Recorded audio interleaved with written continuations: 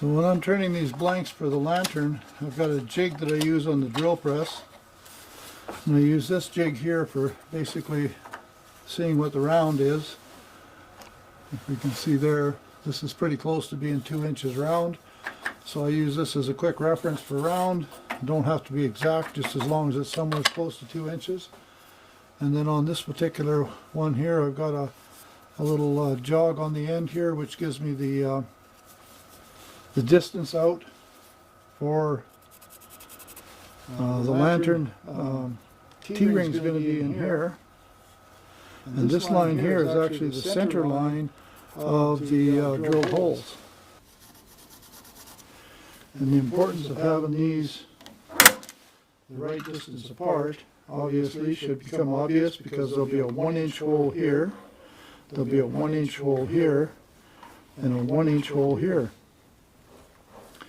And on the back side there won't be anything. So okay, so I got the 3 holes marked for this particular piece. That's all I'd have to do on here. I would now turn a whole bunch of these blanks to the same. Take another blank, do the same thing to it, stick it in the lathe, take a look and see where I want the top and the bottom to be. I kind of like all of this stuff on the top, but it's the same here, so that's going to be fine. This one here is already roughly turned to 2 inches, so this will be the bottom. So basically, I do this for a whole series of blanks. Right now I'm doing about a dozen of these at a time, so I would make a dozen of these blanks. The next step then would be to put a chuck in here and drill them. And drill the hole for the T-light. And the main reason to drill the hole next is I want to get rid of this little stub so that it doesn't interfere when I go to the drill chuck, the drill press jig. And the reason I bought these shark jaws at 35 millimeters is because it gives me the clearance in here, so if there's a little nubbin on the end of this piece of wood, like here, it doesn't interfere with the chalk, and yet it's smaller than 50 millimeters, so your standard 2-inch material, I can turn it down to a tenon that fits 35 millimeters and it fits fine. So now we'll put 1 inch and 7/16, and we'll let the drill find center, and then we'll tighten this chuck up.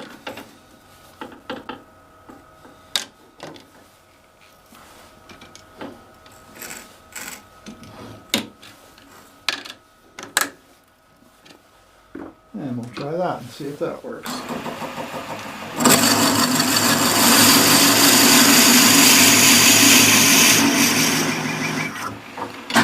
So I know that the hole I drill in there is the thickness of this bit, plus about 2 or 3 mil, or 1/8 of an inch, so that when I put a T-light in, it'll actually be recessed.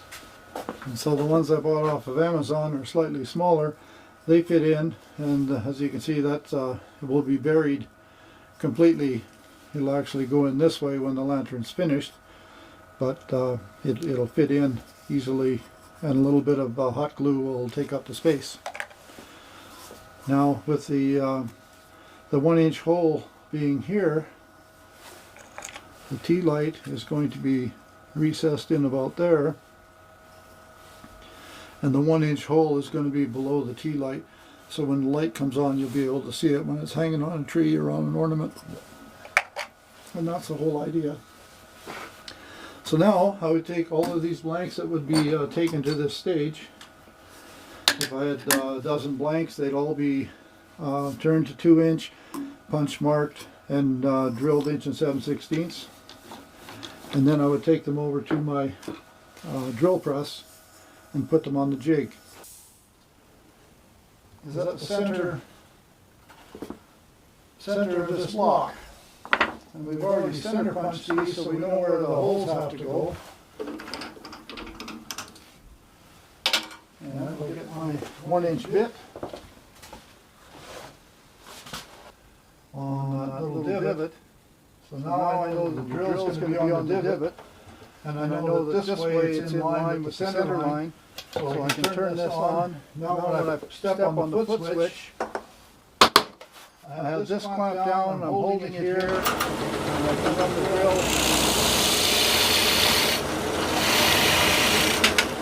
And I drill about halfway through. Then I release the latch. And I rotate it to the next one, bring it down so that the center of the drill is in the center punch mark.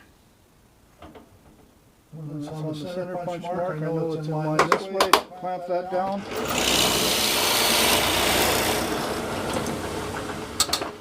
Drill that. And the same.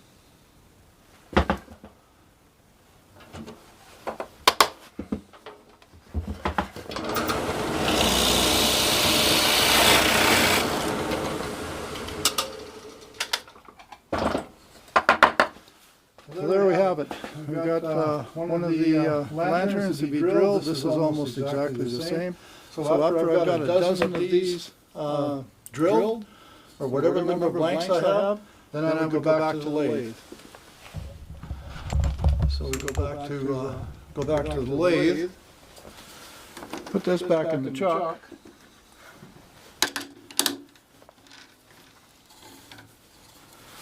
And I'll run this bit in here just so that it centers on the bit, so that when I tighten this up, I know that the body of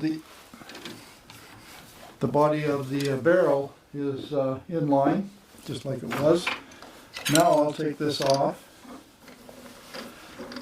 and I'm going to run a 1.25 bit. Put an 1.25 bit in the chuck.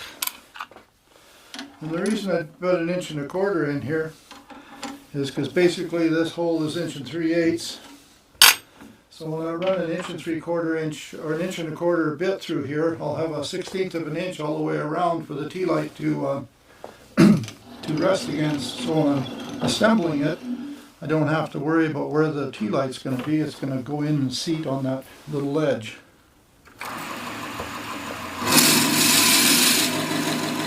I don't know if you can see it better from this angle, but when you drill in your shell, you can actually see your drill bit through the holes. What I do is I come back to the end, and I just drive it in until the teeth disappear. And that gives me, not quite 1/8 of an inch, 2 or 3 millimeter cavity past the hole. So now, when I pop the tea light in, okay.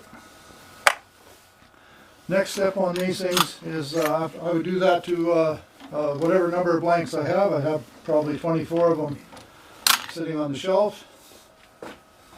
So the next step would be to use a little mandrel and take the chuck, or take the blank out of the chuck. And I'll put the little mandrel in. And this mandrel is an 1.25 mandrel. And what I do, some people say you should mark it on a set of jaws, on a particular jaw. Well, what I found with the Vic Mark chuck being so accurate, it really doesn't matter.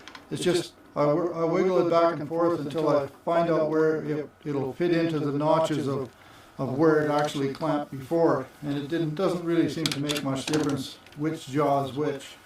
It'll be pretty much on center.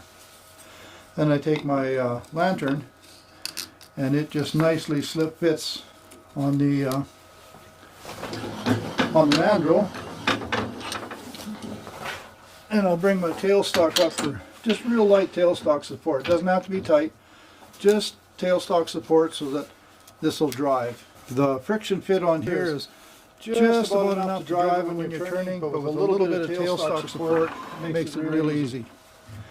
Now all we do now is shape the rest of the lantern.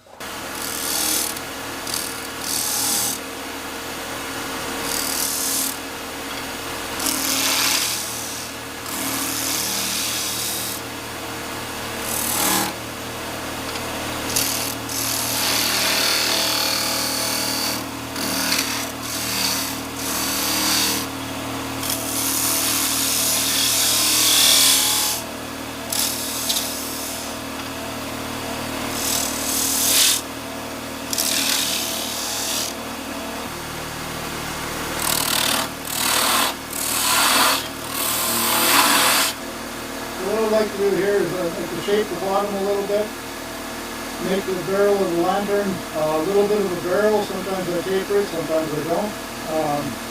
I try to make it look like the lantern portion should be a little smaller than this piece and a little smaller than the chimney. And then I just make a gentle roux shape on the chimney, and on this section in here is where I make a little ball, and I'll put a copper veil that simulates a handle.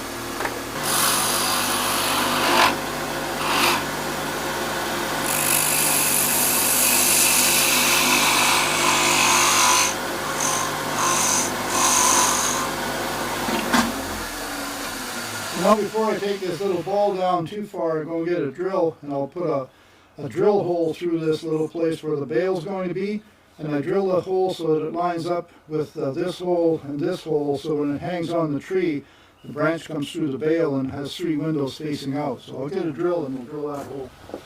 Okay, I'm back with the drill. I just use a drill size that's going to be big enough for the wire that I'm using. And I'm using a number 12 copper, which is about 2 millimeters or a little better. And now that the hole's drilled, you can see the blowout on here. Well, now I take my spindle gouge and I just clean that up.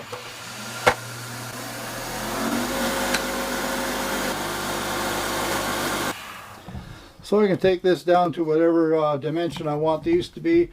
These are pretty close to the same size, and there's lots of wood, so I could take this the lantern portion of it down quite a bit. I'll just clean up the ends and then we'll move on. So a lot of times I like to put a little bit of detail on the top, just a little bit of interest.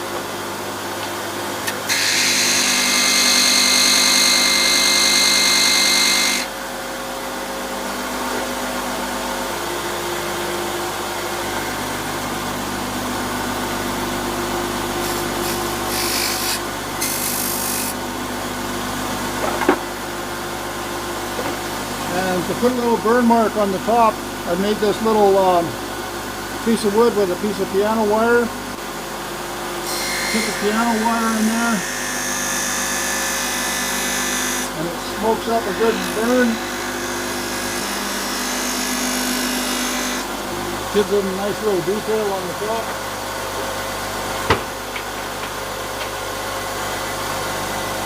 And I use just a piano wire with a couple of blocks on it for burning the detail on the transitions.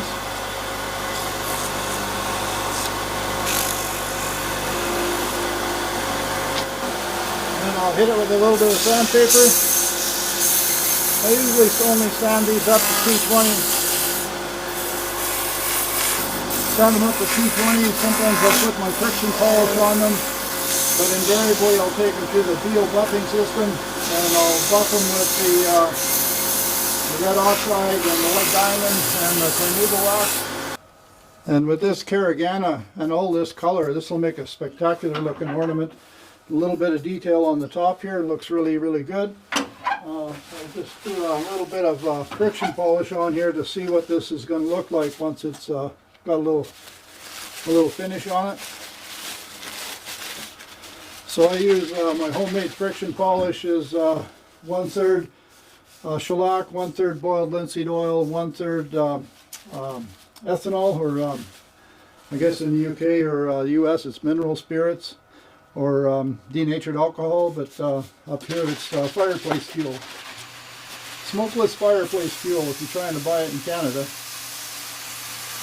It's not methyl hydrate, it's ethanol. Methyl hydrate's dangerous.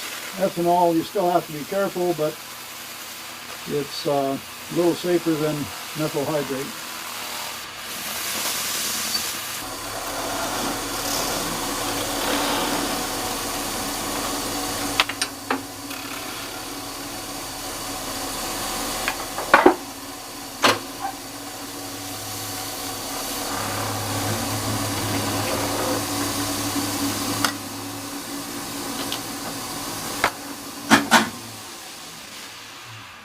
Well, there you have it. One little ornament. Little Christmas ornament. We'll put the tea light in. turn this light off. And so we drop the tea light in, we'll glue it in. When we turn it on, there's what it looks like. So there's one little tea light ornament. And these particular tea lights, they're timed. So they'll turn on for 6 hours and then turn off for 18 and come back on for 6 hours. So I tested these. The first ones I made were in December of last year, and I turned one on our tree on the 20th of December. And last night I had the lantern just in a little hanger, and I'd left it on, and it was still coming on yesterday. It was pretty dim, but you could still see it. So using it over a Christmas season where it turns off after 6 hours, it'll definitely last a couple of Christmas seasons before you have to change the battery. Anyway, thanks for watching. That's a wrap.